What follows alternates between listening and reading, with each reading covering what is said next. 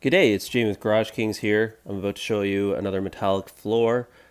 What I'm about to do is put a slip coat on top of this primed silver metallic floor. A lot of people go with a black prime coat, which I used to do a lot as well. Now I've kind of started varying it up a little bit and putting different prime coats down. We also put our logo down in the middle. When I spread my material onto the floor, I like to even it out as humanly possible, either in ribbons across the floor. I don't typically do a straight line across the floor unless we're doing extremely large areas. As you can see, this is about 300 square feet. That's pretty much the perfect size for a metallic floor if you're doing like a marbling effect where you got multiple colors. And I like to work in sections like that. If you're doing super huge areas, then sticking to one color is usually a good idea. The largest slip coat and marbled effect I've ever done is about 6,000 square feet, where I actually put it on at 30 square feet a gallon. That was a long 6 hours to do 6,000 square feet, basically. So I could have done that in like a third the time if it was just one color. So right now I'm just focused on getting the material all spread out. And you can see that I have my magic trowel blade side down.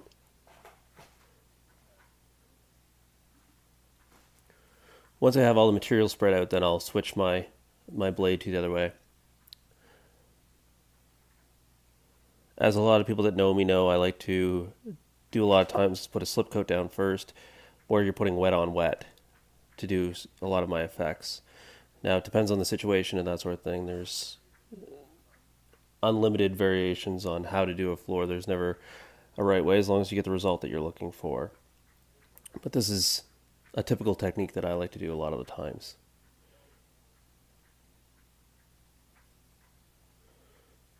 So at this point in time, I'm not too concerned about getting it completely even because there's going to be more colors going on top. A lot of the times when I do a slip coat and then a second, usually it's just usually a second color. This time I think there's 3 other colors going on top.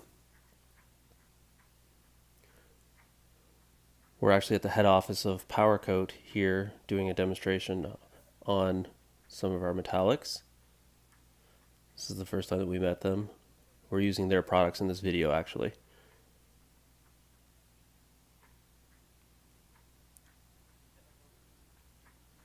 Double checking my edges, making sure the whole floor is wet. I'm not too concerned about a little bit of heavier spots. Again, my main focus is just making sure that the whole floor has some epoxy on it.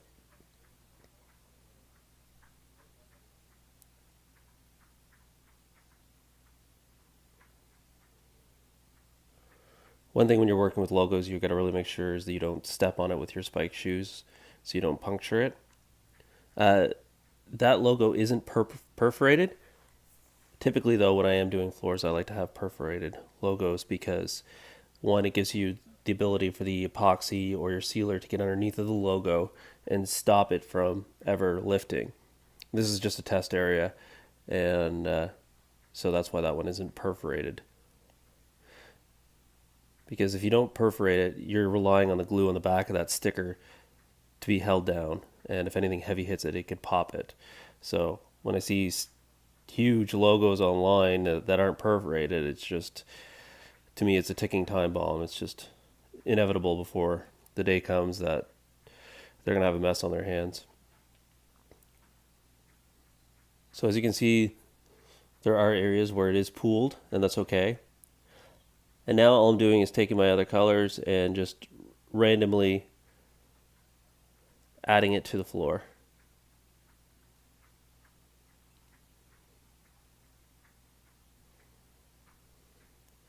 As a lot of you know, I like to figure out ways to make things look complicated but are easy to pull off.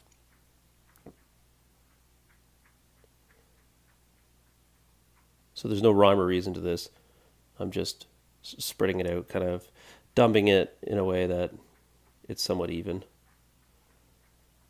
and random, so that none of your lines are the same. One big thing you want to make sure is that you hide your method of application. So when you do a floor, you don't want people to see how you actually, what tools you used or kind of how you did it. So if all your ribbons when you're pouring onto the floor are the same size and that, then you're going to have you could have very distinctive lines, and you don't want to say, oh, he poured it right there. You don't want that to happen. That's one of the main reasons I like to do a slip coat instead of just pouring all those colors at the same time on the floor.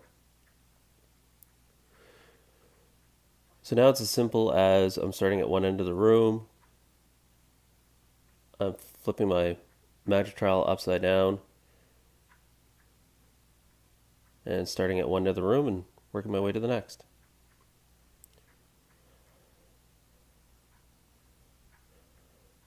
Just making sure that the whole floor is covered evenly and that I don't have any spots that really show the drop marks on where it landed. So I'm just slowly floating my material across the floor.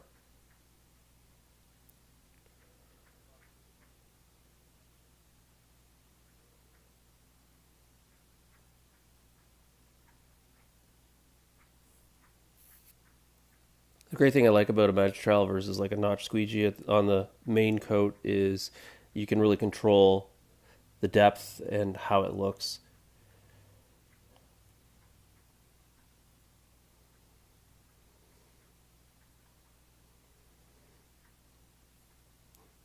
So even though I'm working my way from one room to the other, there is some randomness involved just so that you don't have it too patterned out.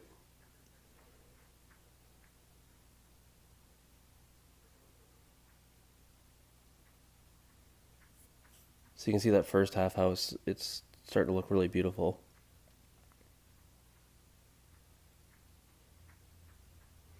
Again, a nice thing with that silver bottom coat is it's really accenting the colors that are on top. If that was a black prime coat, it would look totally different.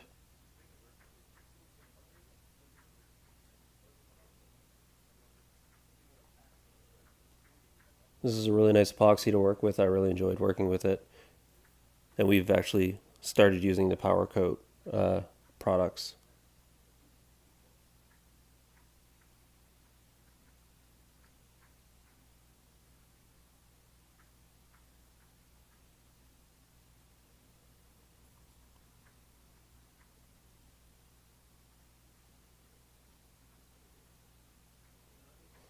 So once you get to the end, then it's just about double checking to make sure that there's nothing wrong. Here I'm showing an example to the guys where if you do have a mark, like a windshield wiper mark where you accidentally hit the floor too hard, you need to start at the edges to fix that. So like right there where I hit the floor, if you want to fix that, you got to come from the side. You can't start in the middle. You have to start from the side and then pull it to fix it. Or else you're going to get that windshield wiper mark. So just like that, you have yourself a really, really nice floor. It looks really nice. I really enjoy doing this floor. And now you're going to see some pictures of it after it cured out. So there you go. That's one of my latest floors. I hope you enjoyed this video. Please leave a comment below. If you have any questions, don't hesitate to call us. Here we are with the Power Coat guys. Thanks again for a wonderful time.